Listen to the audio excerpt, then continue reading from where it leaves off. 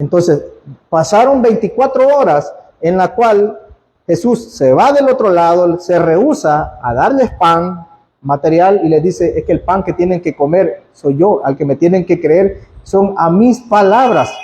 Y después de eso, dice, muchos de sus discípulos volvieron atrás. El volver atrás significa volvieron a hacer las actividades que hacían antes. Ya no siguieron buscándole a él, sino que se regresaron a sus oficios. Ya no le creyeron. Y después se refiere a los discípulos y les dice, ¿ustedes también se van a ir? Y dice Pedro, no, ¿a quién iremos? Y solo tú tienes palabras de vida eterna. Y eso pasa en el 6:4, dice que eso sucedió en la fiesta de Pascua. Ahí dice, y estaba cerca la Pascua, la fiesta de los judíos. En ese tiempo sucedió esos milagros. Y Jesús estuvo con el que creía que Jesús Dios, siguió adelante. El que dijo, no, yo estoy mejor con mi religión, yo estoy mejor como estoy en lo que hago, se volvió atrás. Y después, entonces esas son las cosas, por eso dice, después de estas cosas, andaba Jesús en Galilea, pues no quería andar en Judea, porque los judíos procuraban matarle. Miren este dato, ¿por qué andaba Jesús? Dice acá, en Galilea. Galilea está al norte, Judea está al sur. En el mapa ahí. Él sabía que en Judea, donde está Jerusalén, donde estaba esa región, había mucha oposición. Ahí estaban los judíos, fariseos y recontrafariseos que querían matarlo. Y es lógico lo que dice acá. Y como uno de los tiempos que sucede acá de Jesús, no es que él quizás tenía un miedo o un pavor, pero sí había un temor por el cual, un tiempo de temer, miren, por el cual no ir a Judea. ¿Quién de nosotros va a ir si dicen, no, allá en San Juan quieren matarte? ¿Verdad? Y entonces yo creo que no, yo no voy a San Juan, mejor me quedo aquí porque allá me quieren matar. Entonces es un tiempo para temer. Miren, Jesús aún ahí era prudente, precavido. Humanamente él dijo, ya vamos a ver, seguimos más adelante, se me va. Dice, estaba cerca la fiesta de los judíos, la de los tabernáculos. Aquí nos ponen otro periodo de tiempo en el cual estaba cerca. La Pascua se celebra Semana Santa para nosotros, marzo, abril. La fiesta de los tabernáculos se celebra septiembre, octubre. ¿Cuántos meses habían pasado después de estas cosas? Entre 5 meses y medio, casi 6 meses habían pasado. Ese tiempo, Jesús dedicó, aquí quiero llegar es porque solo de tiempo, los tiempos de Jesús. Jesús dedicó un tiempo en Judea a hablarle a las masas. Alimentó a 5,000 hombres, más sus esposas, más sus hijos, aproximadamente unas 10,000 personas. Les habló a las masas, les explicó el evangelio, les explicó que solamente creyendo en él, el pan vivo, podían tener vida eterna. Después les reiteró que tenían que creer en él, verdaderamente creer, no solamente verle, no solamente que les gustara un poquito lo que les dijera, no solamente que les gustaran sus milagros, sino que creerle de verdad. Y eso ya no les gustó mucho. Y después sigue con sus discípulos.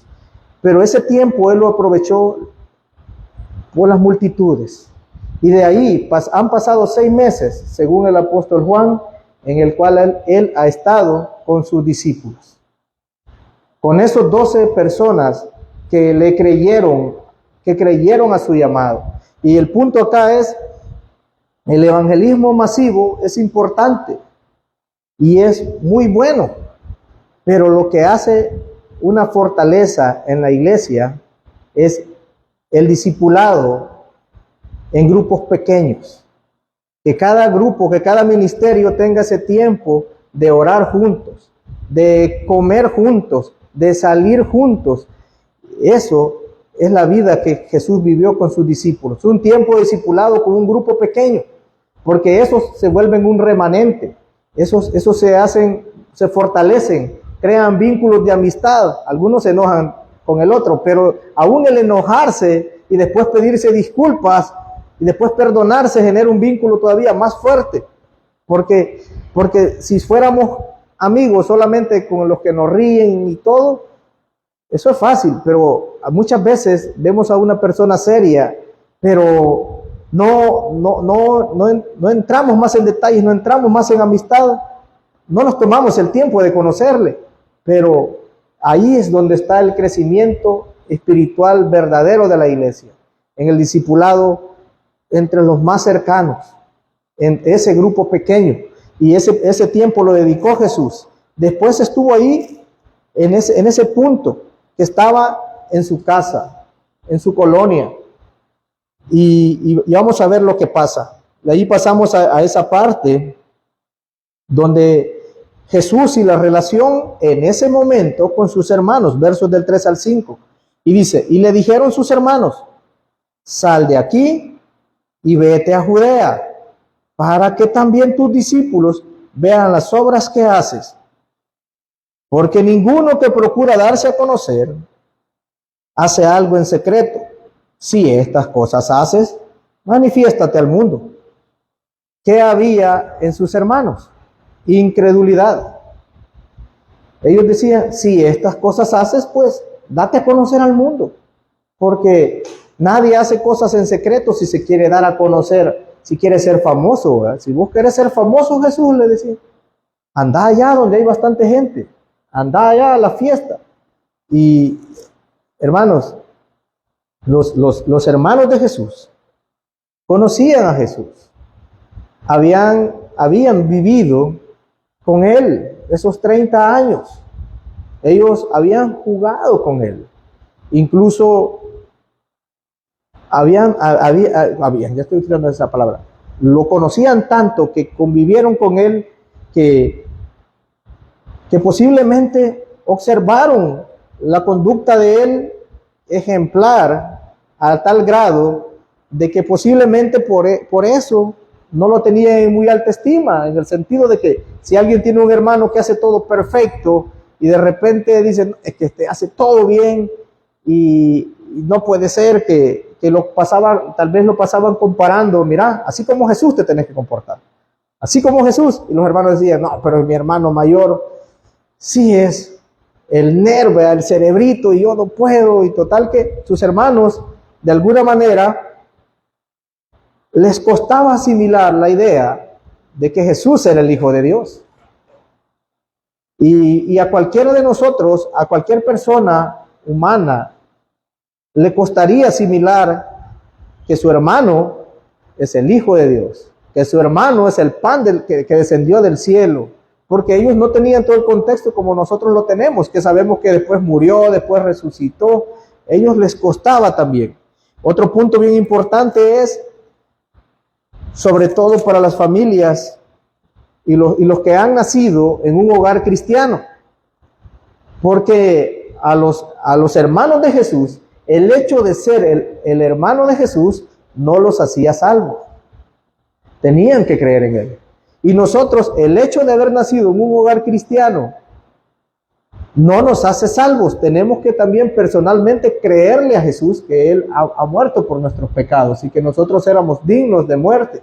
Entonces, la salvación no se hereda, no se muestra por un vínculo que el hijo del pastor, el pastorcito. No, si el hijo del pastor decide por su vida, ya cuando crece y decide si sigue el camino del Padre, o hay hijos de pastores tremendos, hay hijos de pastores que son de alguna manera la oveja negra de la familia. ¿Por qué? Porque eso de la familia es personal. Nadie puede decir a mi hijo, él va a ser mi sustituto, podría decir alguno, en este ministerio. No, él lo tiene que decidir personalmente, si verdaderamente quiere seguir los caminos de su padre. Y sus hermanos en este caso no querían seguir los caminos de Jesús todavía no había llegado su tiempo. Y de esta manera ellos les estaban diciendo, y dijeron sus hermanos, sal de aquí y vete a Judea, para que también tus discípulos vean las obras que haces, porque ninguno procura darse a conocer algo en secreto. Si estas cosas haces, manifiéstate al mundo. Y aquí viene la palabra, porque ni aun sus hermanos creían en él. Y es importante, ahí les decía, cómo la Biblia nos muestra eso. Y entonces dice el 6, entonces Jesús les dijo, mi tiempo aún no ha llegado, mas vuestro tiempo siempre está presto.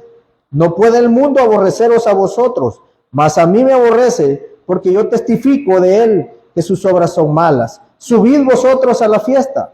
Yo no subo todavía a esa fiesta, porque mi tiempo aún no se ha cumplido. Y habiéndoles dicho esto, se quedó en Galilea. Ahí viene el segundo punto, hermano. Es el tiempo de Jesús. El tiempo de Jesús, nosotros sabemos que Jesús hacía sus cosas a su tiempo. Lázaro estaba muerto y le decían, vení, sánalo. Mi hermano está muerto, y él se esperó. Se murió Lázaro, pasaron 4 días, después llegó. Era el tiempo perfecto de Dios. Llegó y resucitó a Lázaro, todo para que el Padre sea glorificado. Jesús nos va a decir que Él no hace nada por sí mismo, sino que lo que el Padre le manda. Y cuando hace eso, Él entiende de que el Padre está bajo control. Él quiere ir a tal lugar. Humanamente, Él hubiera querido ir donde Lázaro y decirle, sánate, pero esperó que el Padre le diera el permiso o el ok para que fuera. Entonces, el tiempo de Jesús no lo hacía por cobardía de ir a ese lugar. Les decía, en ese lugar donde lo estaban mandando los hermanos era donde lo querían matar. Jesús no lo hacía por cobardía, sino que esperaba la voluntad de Dios. Muchas veces el esperar, el no actuar de forma inmediata o el no creer, como dice, es que todo lo puedo en Cristo que me fortalece y yo voy a ir y yo voy a hacer esto, apresuradamente, no es la forma correcta en la que Jesús nos enseña. Sí sabemos que todo lo podemos en Cristo que nos fortalece, pero sabemos que confiamos en un Dios que tiene todo bajo control y que nosotros debemos de procurar mantener la calma, doblar nuestras rodillas y ponerlo a Él en primer lugar antes de salir nosotros en carrera a buscar algo. Porque es ahí donde nosotros tenemos, ya si Él, porque Dios habla en nuestros corazones, nos pone en nuestro corazón, ve, y además de eso, Él manda y abre una puerta y llega alguien y te dice, hermano, alguien que tú no esperabas, yo te voy a llevar. Y va abriendo las puertas y ya no saliste tú en carrera, sino que Él te lleva en su tiempo.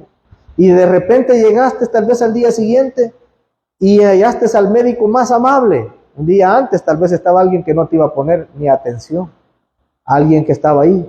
Pero si nosotros hacemos las cosas arrebatadamente, claro, hay momentos en los cuales es de vida o muerte y hay que tomar cartas en el asunto rápido, pero siempre poniendo nuestra confianza en Dios, que sea Él quien vaya abriendo las puertas en ese momento. Entonces Jesús tenía en ese momento un temor natural, y en el sentido de que Él sabía de que ya lo estaban esperando ahí, pero todavía estábamos en septiembre, octubre, todavía estábamos en octubre, y Jesús, ¿cuál era el tiempo en el que Él iba a llegar a ese lugar? Para la otra Pascua. Faltaban otros 6 meses para que Jesús llegara de nuevo y se cumpliera la escritura de que iba a llegar en un asno, en un pollino de asno, para que la escritura ya tuvieran agarrados a los 2 malhechores que iban a estar a la par de Él en la cruz, que ya estuviera ahí, ya estuviera Barrabás en ese tiempo, ya se estaba esperando el momento en el que Él verdaderamente iba a subir. No podía subir en ese momento y ser atrapado, pero vamos a ver que sí sube, pero lo hace de manera, ya lo vamos a ver como dice ahí. Vamos, y dice, le está diciendo, Jesús les dijo, mi tiempo aún no ha llegado, el 6, mas vuestro tiempo siempre está presto. Esa palabra de mi tiempo aún no ha llegado, aún a María. En el primer milagro que él hace, le dice, mujer, mi tiempo aún no ha llegado. Y él tenía ese control. Para todo hay tiempo. Y él sabía en qué momento había de hacer cada milagro o cada señal. Nosotros, hermanos, algunos estamos acá y todavía vemos a Jesús de lejos. Todavía somos muchas veces como los discípulos que por rato nos enojamos y decimos, ya no voy a ir mejor a la iglesia, ¿verdad? No, ahí pasa esto, pasa lo otro, hay mucho problema ahí. Mejor, pero el Espíritu nos redarguye y gracias a Dios estamos acá. Pero quiera Dios que llegue un momento en el cual el tiempo de Dios nos toque y digamos, hey, verdaderamente ya no tengo a dónde ir si solo tú tienes palabras de vida eterna. Yo no voy por el pastor, yo no voy por este predicador, voy porque quiero escuchar la palabra de Dios. Y eso es lo que Dios quiere para nuestras vidas. Que tengamos ese tiempo de visitación en el cual Dios verdaderamente renueve nuestro corazón y nos haga amar la palabra de Dios, que tengamos sed y no hacerlo por compromiso, por religiosidad. Y ahí es donde vamos, y por eso Él les dice, aún mi tiempo no ha llegado. Y podemos nosotros, ya algunas veces he dicho, los tiempos de Dios son perfectos. Él sabe en qué momento va a pasar. Incluso recuerdo cuando le habla a la mujer samaritana, dice, y le era necesario pasar por Samaria. Sabía que en ese tiempo que él iba a llegar al mediodía, iba a estar la mujer y le iba a poder compartir lo del manantial de agua viva, que Él es el agua viva, que el que tome de esa agua jamás tendrá sed. Y entonces Jesús sabía cómo llevar los tiempos de su ministerio, no de una manera arrebatada, sino que de una manera muy planeada. Y dice el 10, pero después que sus hermanos habían subido, entonces él también subió a la fiesta, no abiertamente, sino como en secreto. No se fue con ellos. Esto ya es imaginación mía. De seguro si se iba con ese grupo, le iba a decir, Jesús, mira, aquí está Jesús. Y lo iban a delatar, ¿verdad? Jesús, hacerle milagros a esto, enseñales, como le estaban diciendo, muéstrate. Jesús se fue él solo a la fiesta. Subió a la fiesta de los tabernáculos. La fiesta de los tabernáculos es una fiesta que ellos celebran, los judíos, en la cual recuerdan el tiempo que pasaron en el desierto y hacen unas enramadas y salen de sus casas y todos duermen ahí. No sé si es una noche o una semana que duermen en esas ramadas. Es como que usted tiene su casa y dice, no, pero para recordar, yo voy a hacer mi champita y en esa champita voy a dormir toda esta semana. Entonces, en esa fiesta subió Jesús a Jerusalén, en la fiesta de las enramadas, de los tabernáculos, y él fue. Y en ese tiempo que Jesús sube, habían 3 clases de personas. Y son tres afirmaciones que la gente dice de Jesús. El ventilador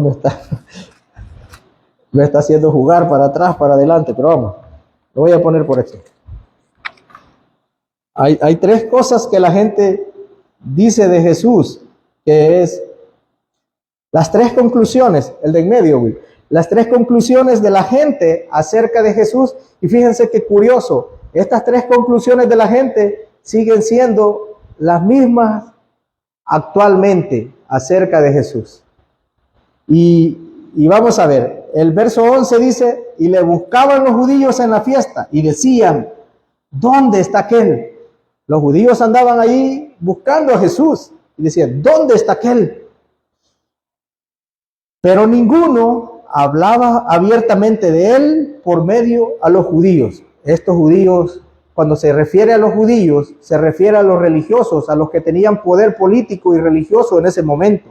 No hablaba de todo el pueblo, sino que de aquellos como Caifás, ¿verdad? Como los que quienes vieron la Pasión de Cristo anoche en el 6. No, ¿verdad? Solo Spotify y otras cosas. Entonces, pero esos religiosos que decían, crucifíquenlo, que se acercaban a las multitudes, unas personas con gorrito y bien trajeados. Esos eran los judíos, los religiosos, la élite de Israel en ese momento, los maestros, los rabinos. A ellos se refiere, no se refiere al pueblo en general, sino que a aquellos que decían ser celosos de la ley de Moisés, y por eso les desagradaba lo que Jesús decía. Entonces, pero estaba tan fregada la cosa ahí, porque miren, dice, y había gran murmullo acerca de él entre la multitud. Pero lo que quiero decirles es que nadie daba, dice aquí que nadie, había gran murmullo. No.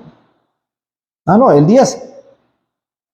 Dice, subió a la fiesta no cubiertamente, y le buscaban los judíos en la fiesta y decían, ¿dónde está aquel? Y había gran murmullo acerca de él entre la multitud, pues unos decían,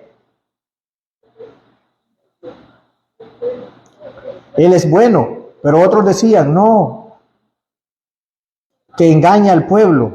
Pero el 13 dice, pero ninguno hablaba abiertamente de él por miedo a los judíos. Entonces, verdaderamente aquel que dijera, aquí está Jesús, o diría, mire, ¿dónde está Jesús? O se pusiera a hablar entre la gente de las cosas que Jesús hacía, iban a venir estas personas y los iban a interrogar. Iban a venir estas personas y le iban a decir, ¿dónde está Jesús? Le iban a preguntar por él, le iban a preguntar si sabían dónde estaba. Por eso nadie hablaba acerca de él. Pero voy al 12, que es donde yo quiero decirles la opinión de la gente. Y dice el 12, y había gran murmullo acerca de él entre la multitud, pues unos decían, es bueno. Esta es una opinión de la gente. La número 1, la gente dice que Jesús es bueno. Y vamos a ver, la número 2, pero otros decían, no, sino que engaña al pueblo. Entonces otros decían, no, es un mentiroso.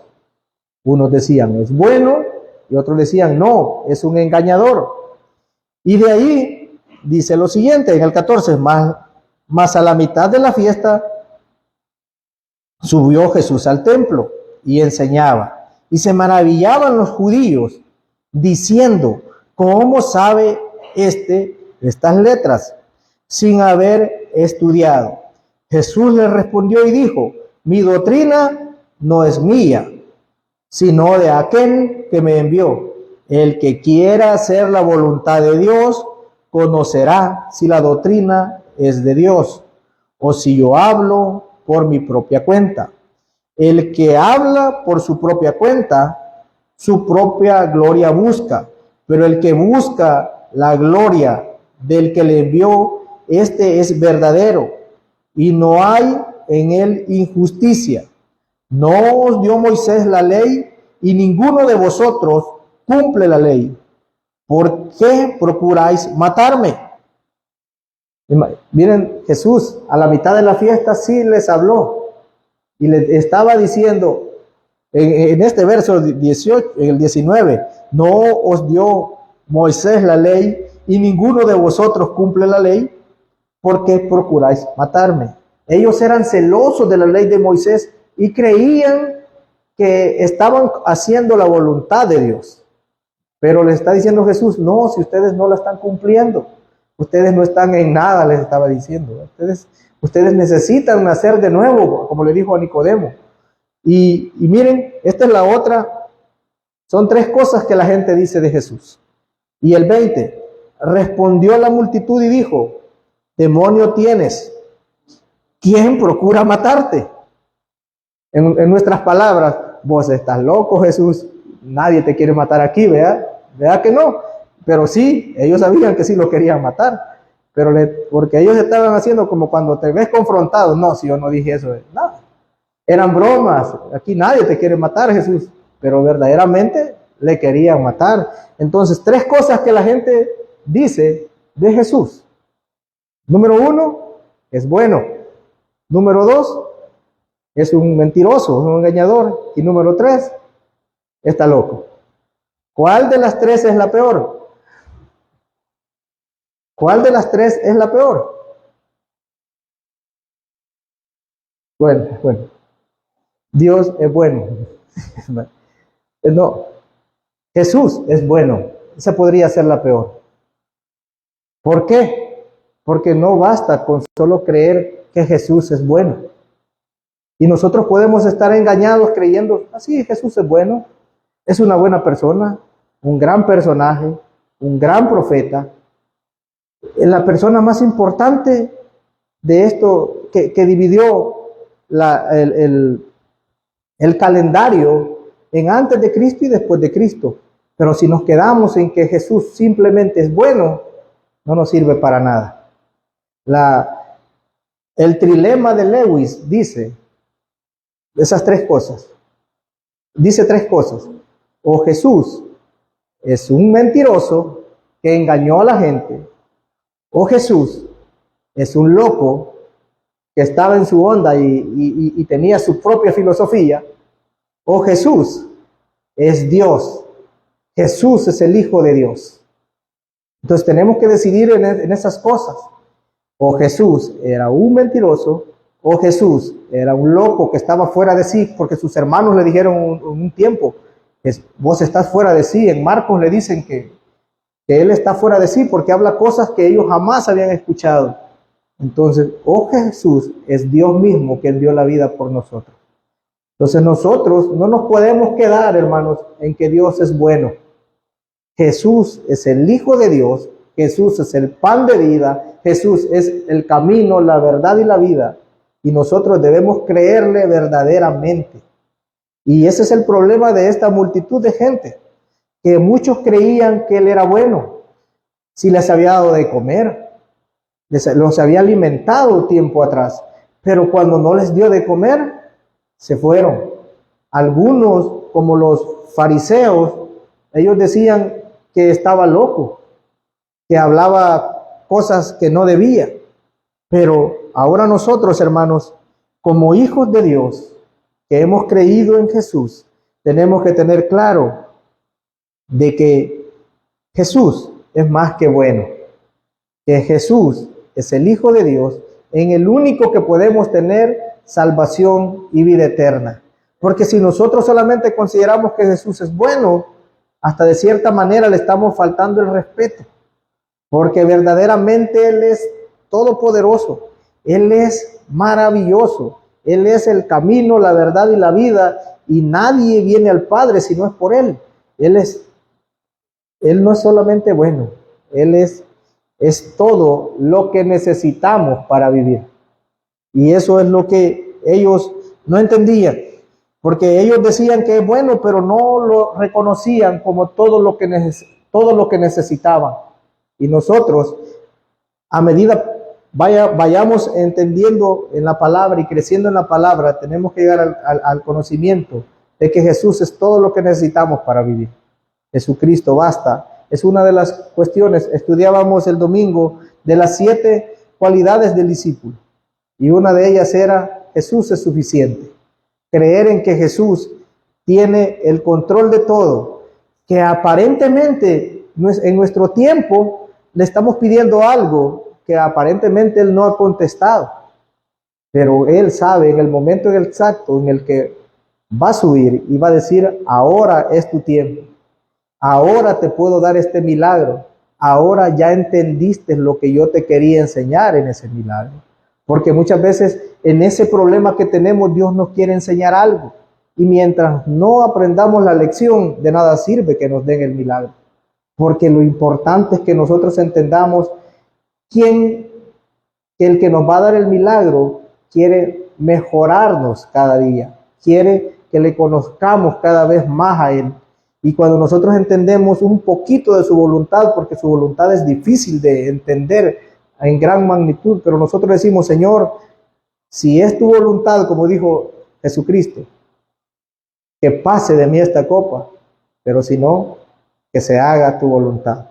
Y llegar a ese punto es bien difícil, porque nosotros siempre queremos las cosas a nuestra conveniencia.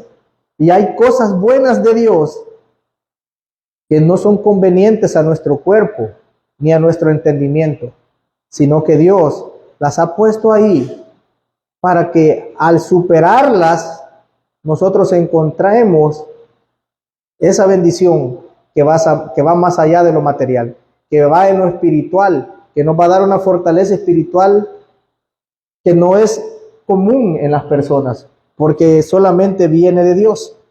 Entonces, Jesús mantiene el control en todo tiempo.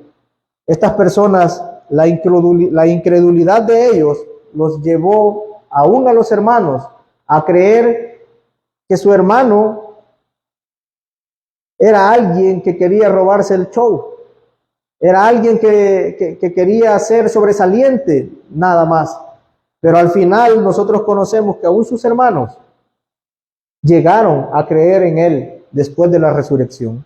Encontramos a Jacobo, Santiago, como líder de la iglesia en Jerusalén, cuando Pedro no estaba ahí, porque Pedro salió un tiempo a los gentiles, y ahí ¿quién quedó? Santiago. Tenemos también el escritor de Judas, el libro de Judas, antes del Apocalipsis, también se supone que es un hermano de Jesús. Entonces tenemos ahí a los hermanos de Jesús. Algunos de ellos no tenemos datos de ellos, pero sabemos que sus hermanos en su tiempo, cuando Dios les visitó, cuando Dios verdaderamente tocó sus corazones, creyeron en él. Y así para cada uno de nosotros. Podemos estar en algún momento de incredulidad, pero Dios de alguna manera nos va a hablar al corazón y va a llegar el tiempo en el que nosotros vamos a creer de una manera como no lo habíamos hecho antes. Y de esa forma de creerle a Dios, pidámosle a Dios que nos ayude y nos dé sabiduría para seguir creyendo cada día más y más. Y no volver atrás, no regresarnos como los otros discípulos que cuando no les pareció cómo estaban las circunstancias, volvieron atrás. Entonces, los 3 puntos que hemos visto ahora es la incredulidad de sus hermanos. Dios se encargó en su tiempo, después de resucitar, de hacerles creer. Ahora nosotros ya sabemos que Cristo resucitó, nosotros solamente debemos confiar, como dice, que Él ya venció al mundo. El número 2 es que Jesús y su prudencia y cumplimiento con los tiempos de Dios, Él tiene un tiempo para todo, un tiempo para cada uno de nosotros, porque tiene un tiempo personal con cada uno de nosotros.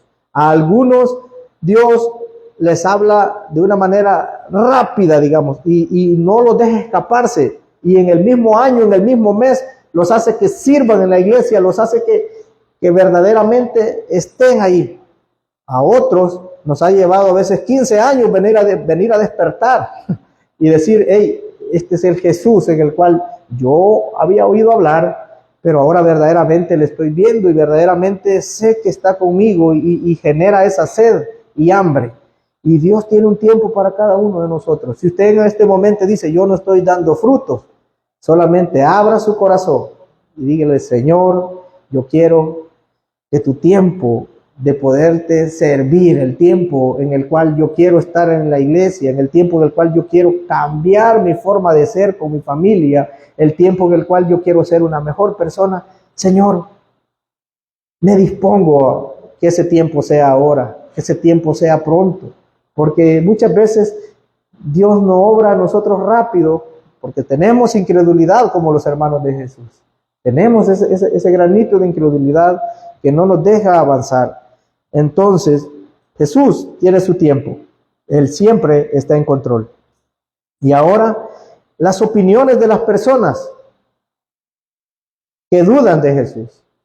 Que las opiniones de las personas, siempre hay filósofos que Jesús lo toman como una buena persona, pero no creen que es Dios.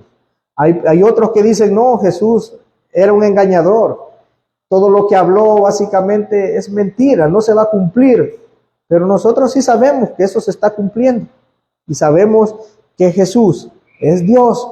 Nosotros, ante las opiniones de las personas, nosotros tenemos que tener claro quién es nuestro Jesús. Aunque alguien nos diga, no, mira, es que necesitas esto para poder ser salvo. No, yo necesito a Jesús en mi vida y en mi corazón. Más nada ni nada. Y de ahí en adelante necesito alimentarme de su palabra, no de otro libro que me enseñes, no, de su palabra. La palabra de Dios es la que me va a hacer crecer. Entonces, ante las opiniones de diferentes sectas que pueden venir y pueden decir, o no, es que vos necesitas bautizarte para ser salvo. Nosotros sabemos que el bautismo solo nos identifica públicamente con Jesús y su iglesia, pero la salvación la obra ya la ha hecho Jesús en nuestros corazones, y solo un salvo se puede bautizar. Y da muestra de fe de que Él es salvo al bautizarse, y le da muestra a la congregación de que Él es salvo, pero no porque por el bautismo es salvo, sino que porque ya creyó en Jesucristo, y solo de esa manera. Así que las dudas de las personas, para nosotros, nos tienen que llenar de gozo que nosotros estamos en una verdadera fe, y que a esas personas les podamos compartir la palabra, no para convencerlas nosotros, sino que sea el Espíritu Santo quien les convenza de pecado y del error. Así que nuestra fe en Jesús nos ayude a confiar en sus tiempos, y no dudemos que Jesús es el Hijo de Dios que resucitó para darnos vida eterna. Así que los tiempos del Señor son perfectos, y cada quien, conforme a la medida de su fe, lo va a experimentar. Amén.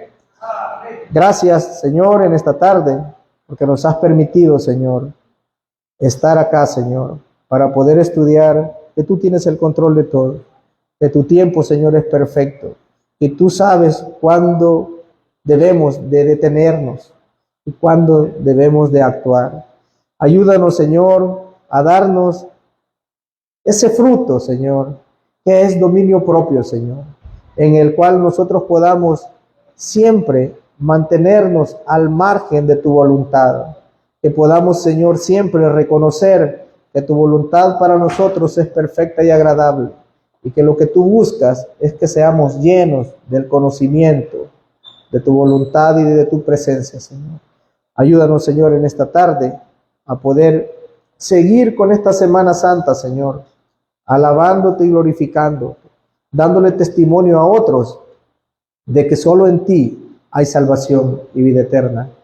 Si hay alguien en esta tarde que no ha recibido a Jesucristo como su Salvador y suficiente Salvador personal, levante su mano. Señor, te damos gracias, porque los que estamos acá, Señor, somos tus hijos, y nos has permitido estudiar tu palabra, Señor. Ayúdanos a poder caminar y ponerla por obra. En el nombre de Jesús. Amén.